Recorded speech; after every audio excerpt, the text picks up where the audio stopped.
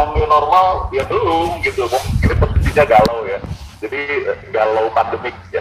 Makanya dalam yang namanya ketidakpastian atau variability dalam berbagai hal ya, entah itu data, entah itu prediksi, maka dalam bisnis itu kalau adanya ketidakpastian itu akan bingung. Nah, jadi gimana nih pemilik-pemilik bisnis atau top manajemen dalam bisnis menyikapi hal ini?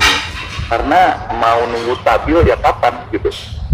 Ya, jadi itu yang kemudian kami harap bisa saling berbagi ide ya, yang bisa diambil kemudian bisa dipraktekkan di tempatnya masing-masing. Makanya saya coba ambil satu tema besar, stay relevant.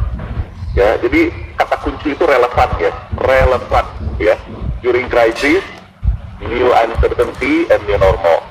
Dan saya sedikit kasih catatan di bawahnya, ada kata-kata lean, agile, dan digital. Karena rasanya kalau ketiga hal ini nggak bersatu padu ya, nggak akan maksimal bensinnya kita itu ya, menari-narinya kita dalam situasi yang nggak jelas ini, itu nggak akan maksimal kalau tidak didukung oleh lean, agile, digital. Kira-kira gitu ya. Nah, lean itu sendiri itu punya hasil yang diharapkan ya, yaitu apa? Efisien dan produktif. Jadi dengan framework berpikirnya lean, harapan kita nih, kita bisa efisien dan produktif gitu ya. Dengan agile, apa sih yang kita harapkan?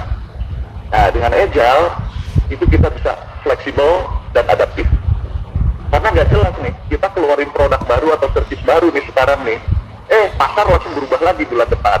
Nah, ini kita harus gimana? Pivot atau terus atau gimana? Jadi daripada galau ya, galau itu musuhnya top manajemen ya. Galau itu akan ada cost kerugian untuk menunggu.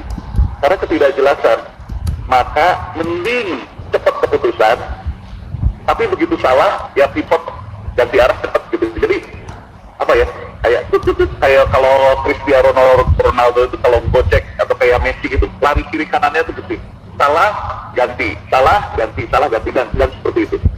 Nah, ini kita sebut dengan agile.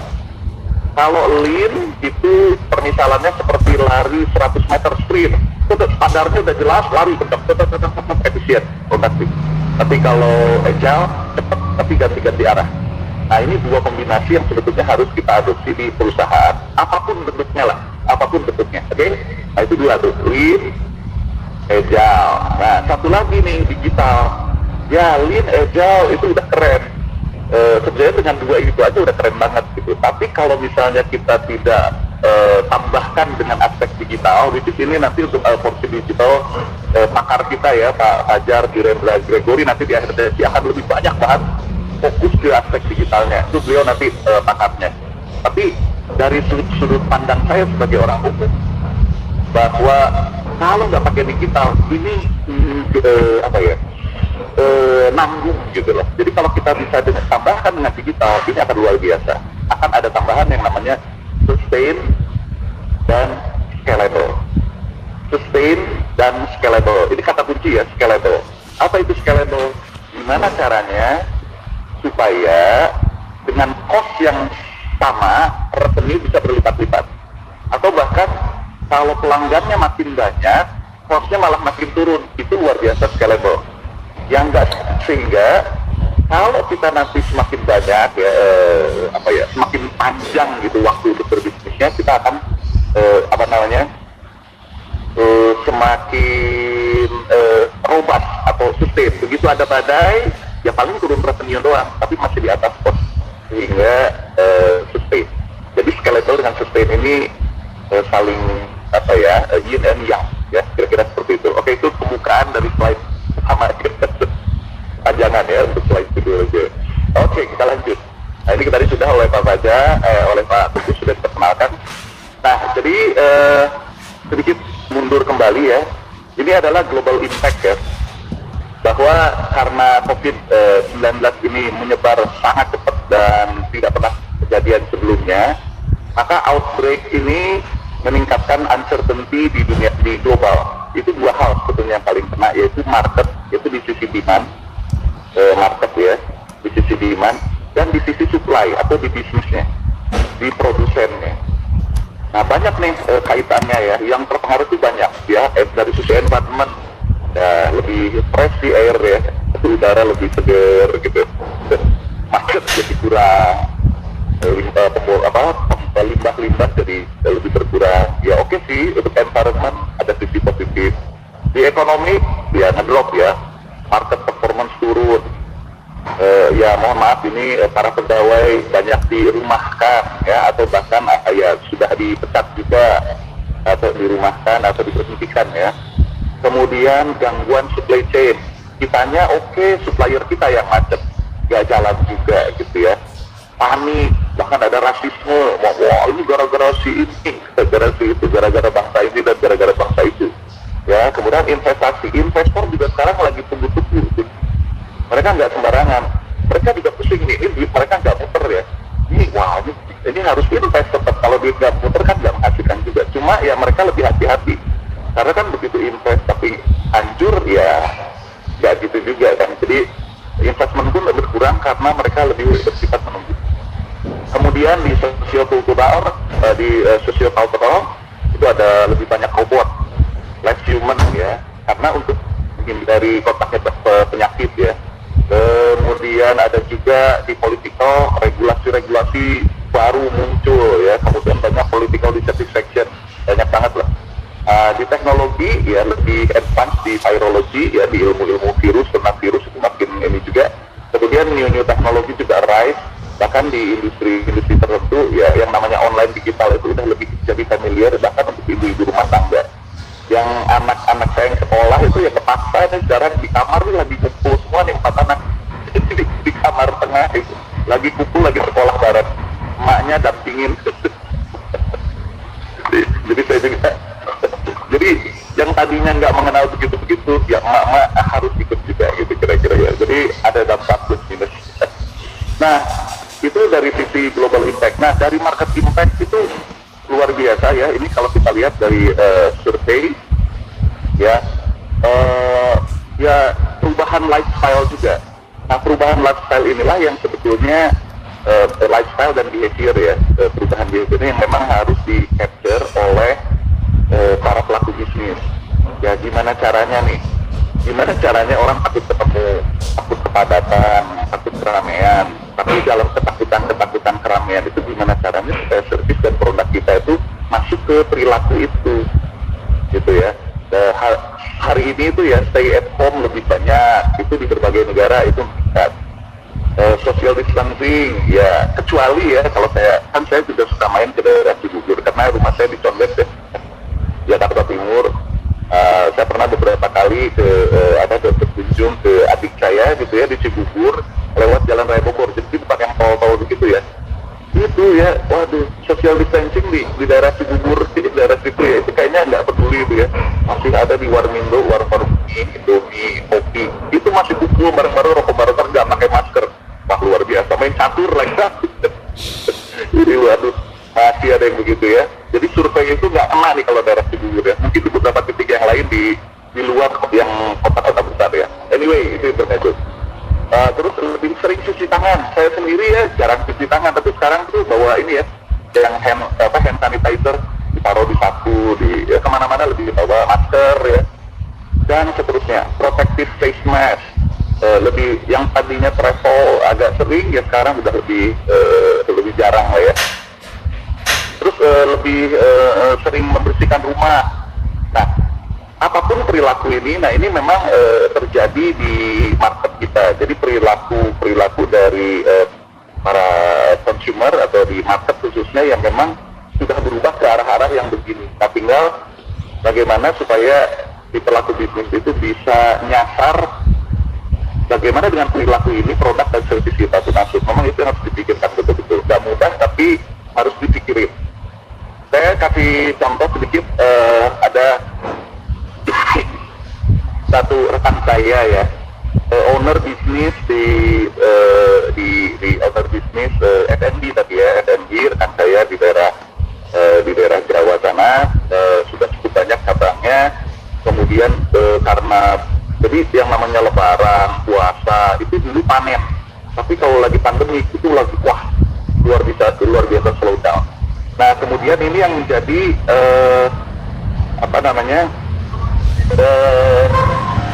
mungkin ini yang menjadi harus dipikirkan ya, bagaimana kemudian yang tadinya F&B ini menjual kayak fast food ya seperti McDonald, kemudian jadi berubah. Wah, gimana caranya supaya orang buka puasa dan sahur dan buka puasa itu kan pasti lebih sering di rumah. Gimana caranya mereka nyerang komplek-komplek. Jadi komplek-komplek di sekitar outlet itu diserang radius 5 km dan kita tawarkan paket sebulan dengan menu, jadi berubah jadi catering. Agak sedikit berbeda dengan yang sebelumnya, tapi karena itu di bulan puasa dia bisa dapetin game, bisa dapetin revenue lah. Jadi hal-hal kayak gitu ya memang ini mesti cepat, mesti agile, mesti quick. Gak bisa yang sifatnya planningnya itu setahun, gak bisa. Momen ini ngapain, udah diskusi lagi. Momen itu ngapain, udah diskusi lagi. Apa produk dan service kita yang bisa kita ubah-ubah di situasi yang bisa berubah-ubah. Kira-kira seperti itu ya, ini gambarannya market impact-nya seperti itu. Kemudian industry impact, ini juga luar biasa. Ya, banyak survei mengenai ini, tapi ini ada yang menarik ya. Jangan dipikir misalnya, ya ini coba ada low exposure, di mana industri-industri yang bergerak di bidang ini kena dampak pasti, ya semua kena dampak. Tapi bahkan ada beberapa yang sepertinya bagus, tapi sebenarnya tidak. Pengalaman saya ini ada di salah satu rumah sakit ya, di rumah sakit di Indonesia. Kita pikirkan yang dunia healthcare itu dengan adanya COVID ini malah meningkat ya. Tapi ternyata justru di hospital ya, di hospital itu malah turun drastis. Kenapa? Karena orang ya orang namanya karena COVID. Kalau saya cuma sakit flu biasa, saya khawatir ya kalau saya datang ke rumah sakit malah di rapid test malah takut jadi positif atau minimal saya ketularan sama orang-orang dekat situ. Jadi saya pernah ketemu sama satu inilah ya manajemennya, ngobrol-ngobrol gitu. Ini gimana? Orang pada takut Pak. Kita tuh padahal udah jelas protokolnya Pak, dipisahin antara COVID dan non COVID. Kebetulan ya rumah sakit itu menjadi rujukan COVID ke pemerintah gitu. Kejadian seluruh gedung non COVID, baik itu rawat inap maupun rawat jalan kosong. 95% itu kosong. Jadi udah gedung kosong. Yang rame ya COVID aja. Jadi orang tuh pada takut gitu, dan revenue drop. Nah, dan lagi anggaran katanya, anggaran untuk perawatan COVID-nya agak-agak macet ya, itu ada urusan lain. Tapi maksud saya gimana nih Pak caranya supaya pasien non COVID itu bisa naik lagi. Nah hal-hal kayak gini ini yang memang harus dipikirkan. Semua kena, kita semua udah kena ya, baik personal ya maupun lembaga ya. Nah, tinggal bagaimana kita berpikir situasi ini udah nggak boleh diam juga, nggak boleh nunggu, nggak boleh ada kata-kata begini. Ya udah nanti kita nunggu aja pas COVID udah beres. Nggak boleh mikir begitu. Itu nggak jelas kapan selesai kok. Jadi udah sekarang mikirin. Nah seperti itu ya. Jadi memang industri impact ini luar biasa. Nah di satu sisi ya untuk perusahaan logistik ya yang itu memang luar biasa pusing, tapi pusing yang bagus kalau mereka ya, karena pengiriman banyak, paket-paket itu banyak, bahkan mereka kebingungan rekrut Pak, ini high dari marketplace sangat luar biasa Pak, begitu marketplace kasih promo langsung membludak, pengiriman langsung naik 2 kali 3 kali lipat. Kita kan bingung ya, kalau kita rekrut orang nanti begitu promo udah beres masa harus pecat-pecatin lagi. Nah ini juga bingung, jadi gimana caranya supaya pada saat yang bersamaan mereka punya prediksi ya, tapi di peak season yang unpredictable mereka juga bisa tetap memenuhi. Nah ini dua hal yang paradoksal yang harus diselesaikan oleh manajemen di perusahaan-perusahaan logistik. Jadi ini adalah situasi problemnya ada dua ya, di industri-industri yang kena dampak sehingga revenue-nya ngedrop, itu juga pusing dengan bagaimana meng-create produk atau service yang baru yang bisa naikin revenue mereka. Jadi sell anything, yang penting dapat duit, yang penting tidak rugi aja dulu, itu aja udah luar biasa. Jadi innovate, improvement, bahkan bukan untuk grow tapi untuk survive, itu udah gitu ya. Tapi di industri-industri yang memang kebetulan pas momennya sehingga justru malah meningkat revenue-nya. Dan seperti misalnya di logistik ya, mereka juga pusing apa? Manpower-nya dan pengaturan operasionalnya, karena load-nya membludak, itu jadi berantakan juga. Jadi either di sisi yang industri-industri yang kena dampak positif dalam aspek revenue, maupun di sisi industri yang kena dampak negatif terhadap revenue, dua-duanya tetap harus improve atau innovate, meskipun fokusnya berbeda. Yang hijau itu improvementnya atau innovationnya di aspek operasional. Tapi kalau di yang kena dampak negatif, improvement atau innovationnya harus create di sisi komersial. Nah, itu cuma beda fokus di situ aja. Tapi semua kena dampak ya. Seperti itu ya. Oke, nah lebih masuk lagi, kita masuk ke dalam ya. Kita masuk ke dalam. Nah, ini nanti Pak Teguh kalau misalnya saya kelamaan, tolong diingetin aja bisa berapa menit. Saya suka kemana-mana. Ya. Di manajemen kita masuk ke perusahaan lebih dalam. Jadi ini manajemen dan operasional ya. Gimana Pak? 10 menit. Ya. Oke, siap.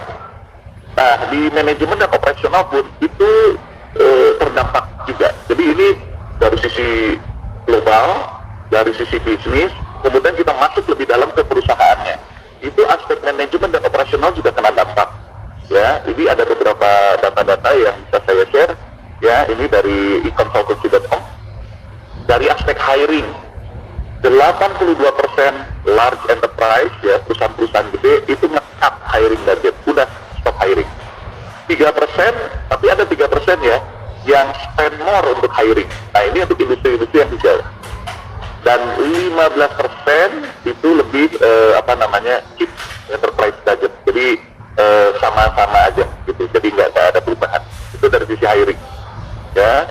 Kemudian di sisi demand untuk produk dan service, itu 75% itu kebanyakan ngalamin drop. Ya. 25% saja yang masih stabil-stabil aja gitu ya, itu seperti itu. Kemudian di aspek marketing, 7% investing more di marketing. Nah, ini agak menarik ya, hal-hal ini terutama untuk industri-industri yang middle, yang kena dampaknya agak middle. Saya kasih contoh ya, saya ada rekan ya, ini banyak rekan yang beliau itu owner dari sebuah industri kecantikan ya, perawatan ya. Jadi di situ ada salon ya, ada perawatan tubuh, pokoknya kecantikan ya.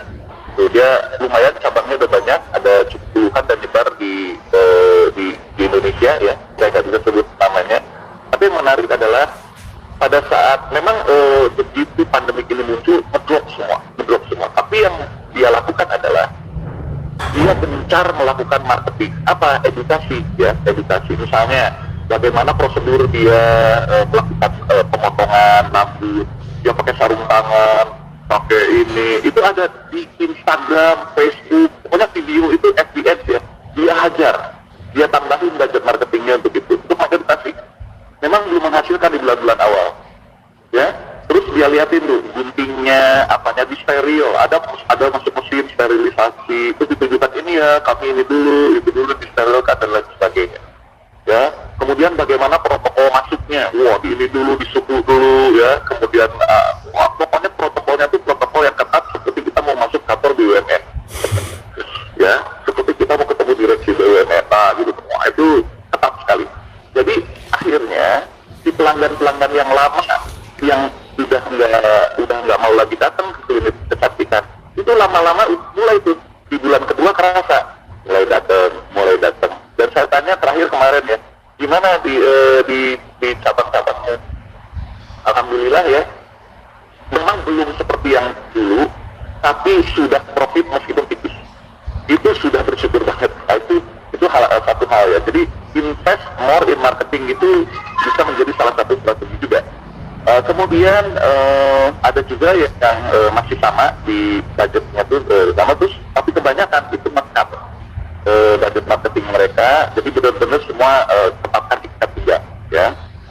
Nah, ada yang 14% yang galau ya, bisa itu nggak jelas.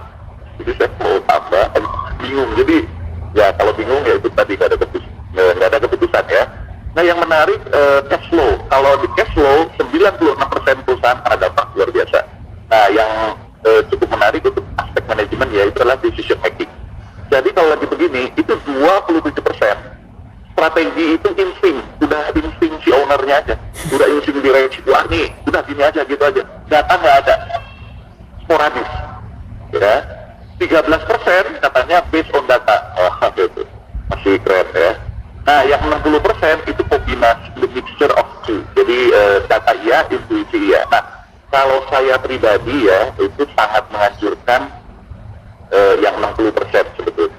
Karena memang kalau lagi begini, itu data itu nggak gampang dan situasi berubah-ubah. Jadi data yang kita punya sedikit, sehingga yang harus kita miliki adalah intuisi itu. Tapi intuisi dari apa? Dari pengalaman, historical experience kita selama ini dalam membangun perusahaan itu sangat berguna. Ya.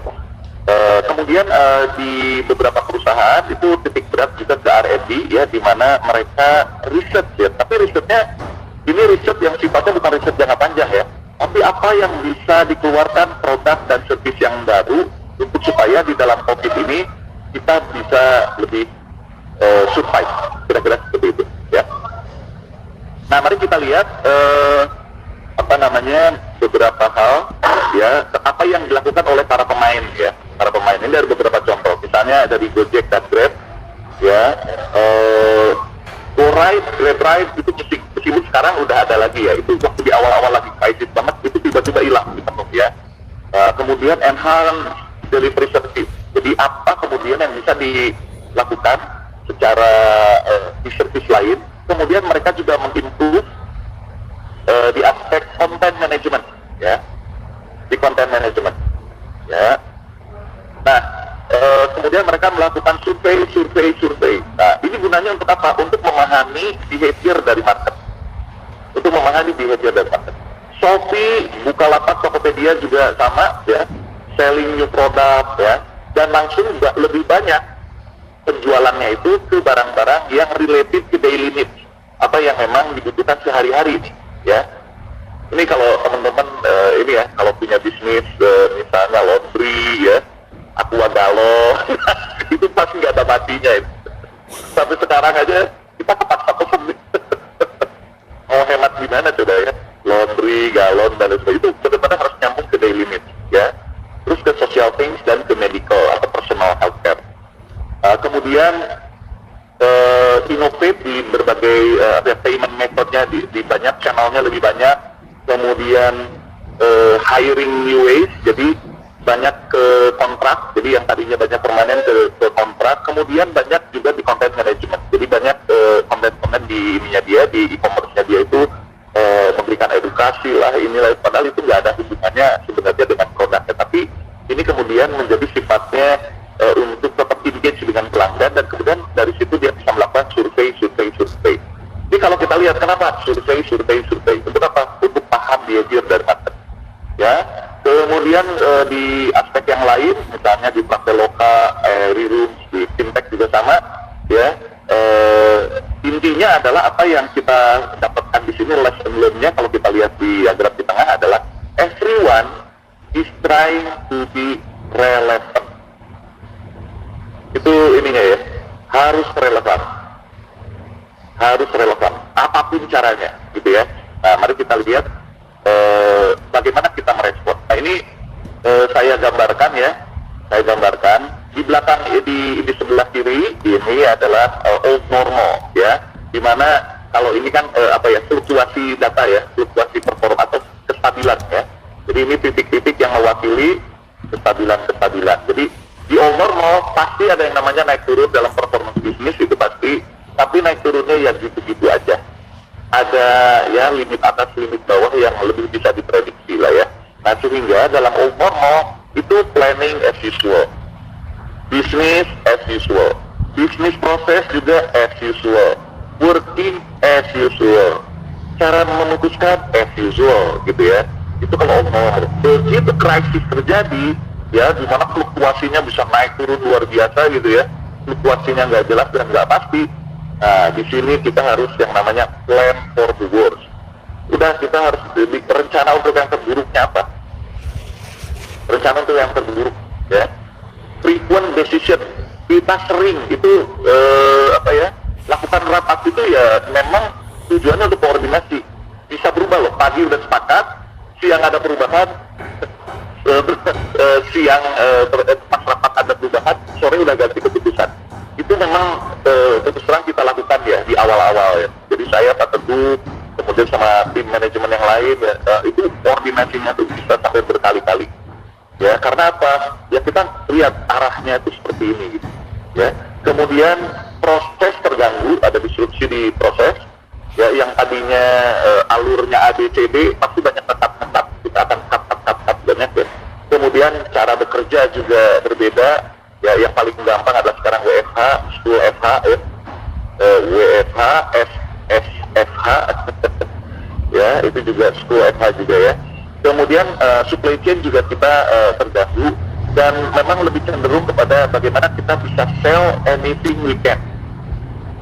Udah yang penting jual apa aja, ya. Jual apa aja yang bisa kita lakukan. Dan yang menarik adalah, ya yang menarik. Ini kalau saya contoh ke internal kita ya, bagaimana kemudian kami ya sebagai consulting firm di dunia operational excellence itu kami melakukan berbagai eksperimen servis produk-produk baru Pak. Ya, jadi kami luncurkan gagal, kami luncurkan berhasil, yang berhasil langsung kita sehatkan, yang kita lakukan survei, bahkan segmentasi yang kita nggak pernah sentuh sebelumnya, itu kita tes sampai ke segmen anak-anak, kita tes. Ibaratnya kayak gitu. Wah ternyata, ternyata responnya nggak bagus, ganti segmen remaja. Sampai yang gitu pun kita lakukan. Itu di bulan-bulan awal ya, di bulan Maret. Sekitar Maret April itu kita banyak bereksperimen, pivot. Nah ini yang kita lakukan, kita harus dancing. Memang harus dancing. Ya, nah itu yang kita lakukan.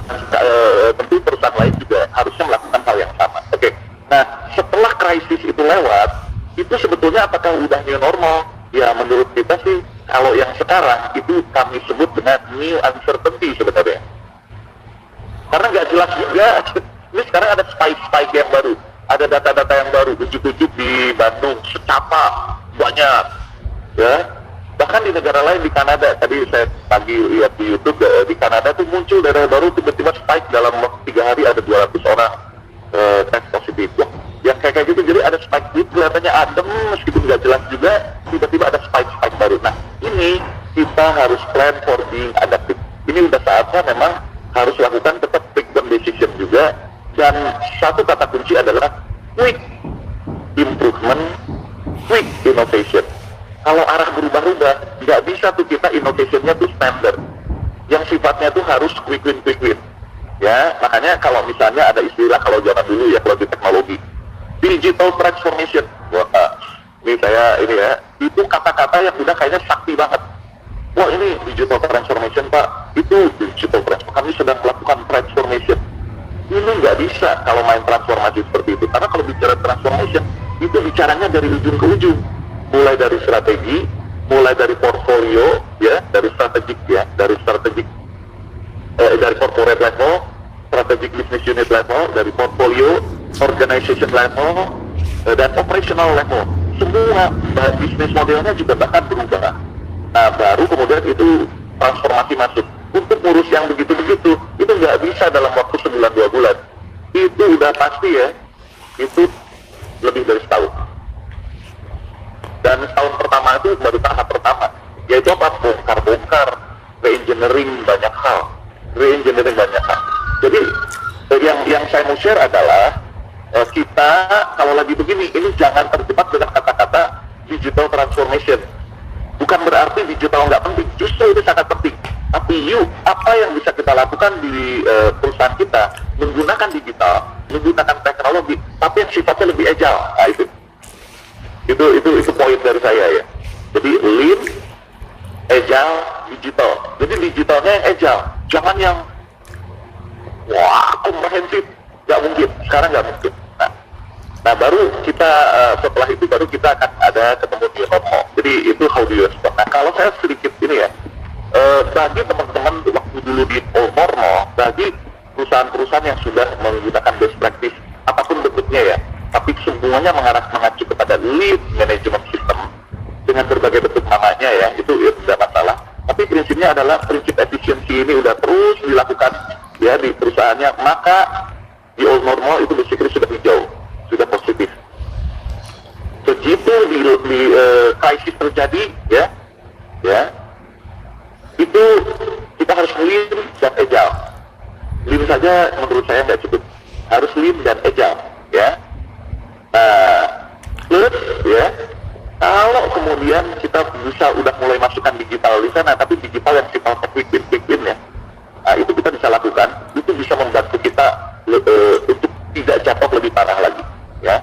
Nah, sehingga waktu uncertainty masuk, jadi krisis sudah lewat, uncertainty masuk, yang menurut kami bisa bertahan adalah yang lean, agile, digital. Jadi lean, agile, digital, itu yang bisa bertahan. Yang others itu udah merah. Jadi bagi perusahaan-perusahaan yang memang belum melakukan apapun inisiatifnya, jadi tidak harus Pak kami menggunakan metode ini, metode itu nggak masalah. Maksudnya itu hanya metode. Tapi maksud saya adalah bagaimana ujungnya tetap bersifat lean, gesit ya, dan kemudian menggunakan digital untuk kemudian membantu scalability-nya. Maka perusahaan yang mengadopsi 3 best practice ini sekaligus ya, dengan berbagai nama dan bentuk ya, tidak harus fanatik kepada satu metodologi saja, itu yang akhirnya bisa bertumbuh di new normal. Itu yang bisa survive dan bertumbuh di new normal. Kira-kira seperti itu. Nah, ini saya mau bandingkan dengan satu ini ya, bukan survei. Ini adalah satu research dari Bain & Company ya, sebuah consulting yang sifatnya lebih strategik. Nah, di sini kalau kita lihat, ini sengaja saya kotak-kotakin, ini ya, kotak-kotakin hijau, karena kalau kita lihat ya, yang pertama, how to respond, ini adalah kata kuncinya lean, agile, digital. Arifki. Waktu track, yes. Ya, siapa? Arifki. Oke, siap.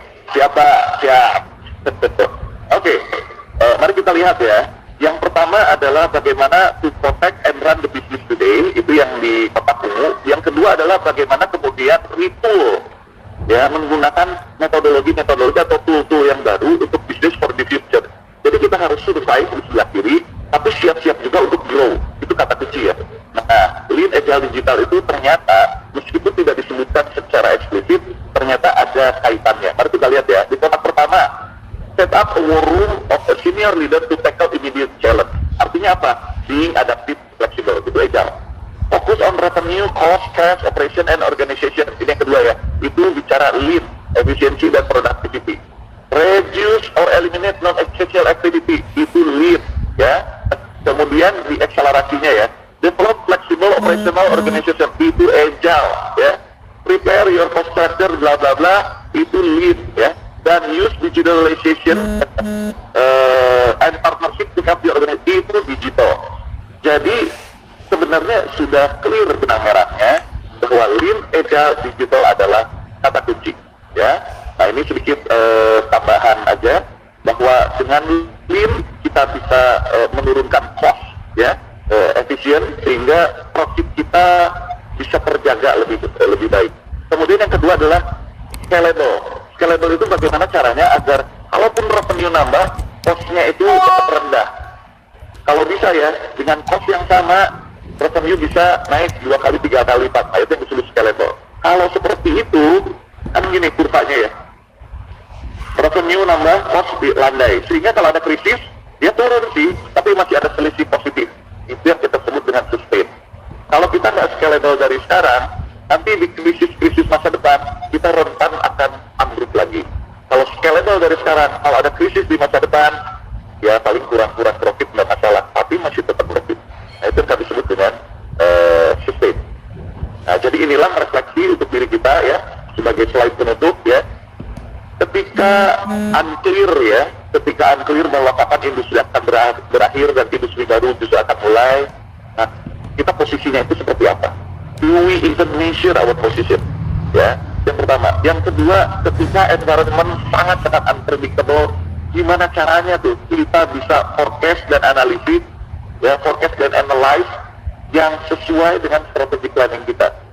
Nah, kalau bicara di krisis ya, strategi planningnya nggak bicara 3 tahun, 5 tahun ya, itu lebih taktikal sifatnya.